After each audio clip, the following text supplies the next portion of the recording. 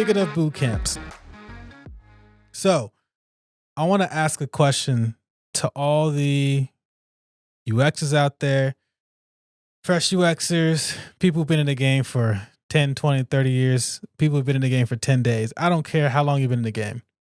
This is my question for you. The suspense is killing me. Yes. Is UX design the new gold rush? Answer that question for me. Just sit down in your car, in your dorm room or at work, and ask yourself that question. If you're a UX person, you're going into UX. Is UX design the new gold rush? Why do I say that? Why do I say that UX design is the new gold rush? Where do I go? Let me explain. Before we get into the whole the gold rush wasn't real or whatever the hell. Look, I'm not talking about whether a gold rush is real. I'm just talking about how people back in the day when there was a gold rush, right? People wanted to go to California to mine gold to get rich, right? But when they got there, those people didn't get rich, right? Who were the people who got rich from the gold rush? Who were the people, guys, who were the people who got rich from the gold rush? The people selling the equipment, the people selling the shovels. Those were the people who got rich from the gold rush, not the actual people going to California and mining the gold. So, Eric, how the hell does that relate to UX design? Well, I'm going to explain it to you.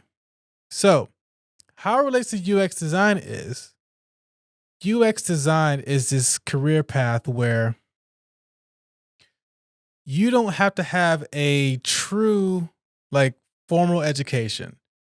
Let's say I don't know, accounting. You probably need an accounting degree or a certification to be an accountant. Right? Okay. Teacher. You probably need some sort of teaching degree or some sort of teacher certification to be a teacher. You need a freaking law degree to be a lawyer. You need a PhD to be a PhD or a doctor. You need some kind of medical degree to be a doctor, right? All those examples require a specific education to do that particular role. In UX, there's not that.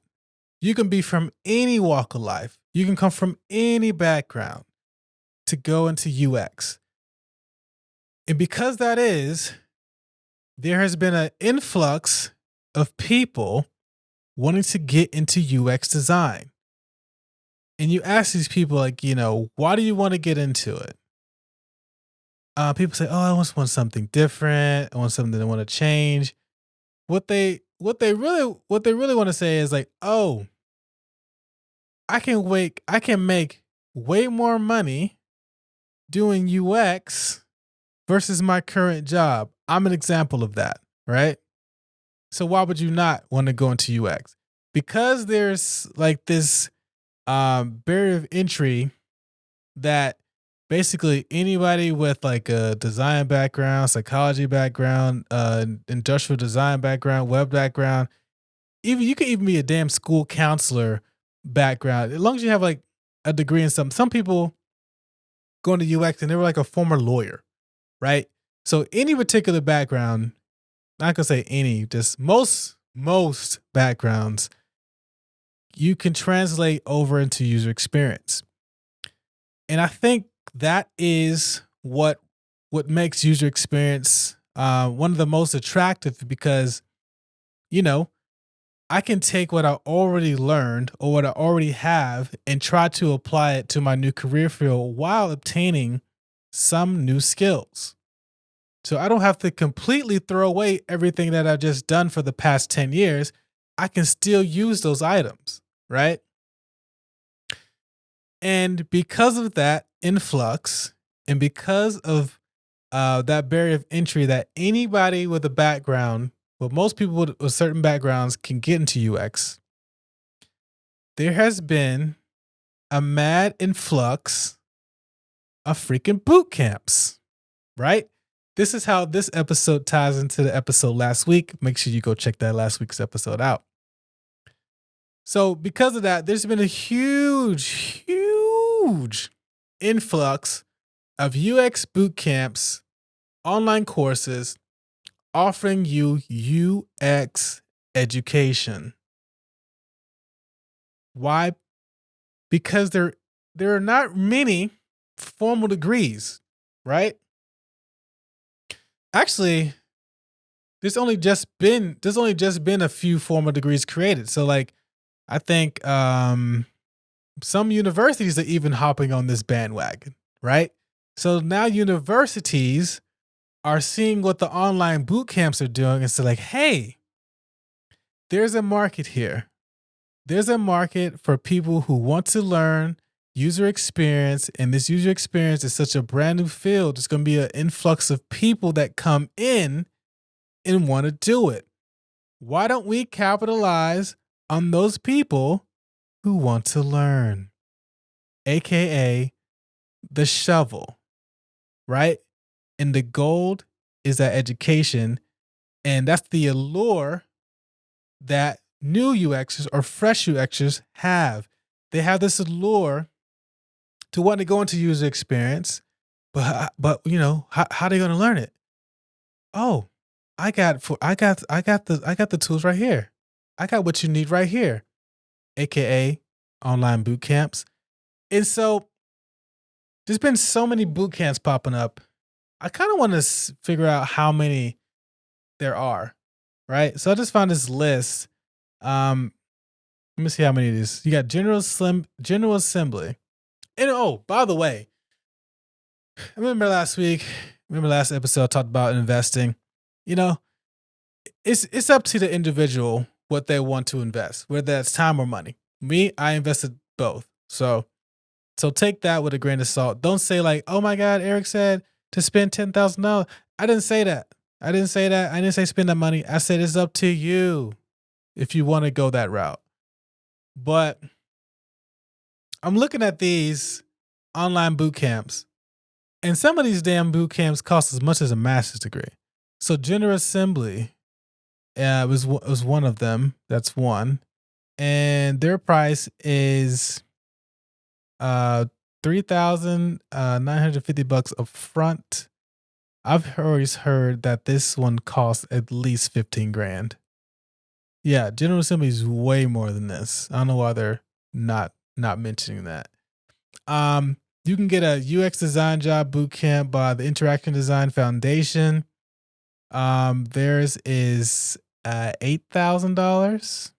But they do have a like on-demand courses that you could take. I think it's like $200 a year. I could be wrong about that too. So number 3, Career Foundry. That's another one. That one costs about $7 grand. It's crazy. The one that I took, Springboard, they have 2 different options. They have the UX course certification and the UI UX one. The UI UX one, that bitch is about 10 grand. I think the one I took was about 5. You have Block. It's the 5th one. Theirs costs about 10 grand and duration of 8 months. Oh yeah, and also these things are like 6 months, 8 months, 10 months. That's a long time. Okay, so Block was the 5th one. The 6th one is, never heard of this one. Flat Iron? Boy, I didn't know how to read. Dude, Flat Iron, number 6. This one's 16,000. Yeah, I'm not paying for that. I might as well just go ahead and get a master's degree for 4 more thousand. Jesus Christ, guys. Design Lab is number 7.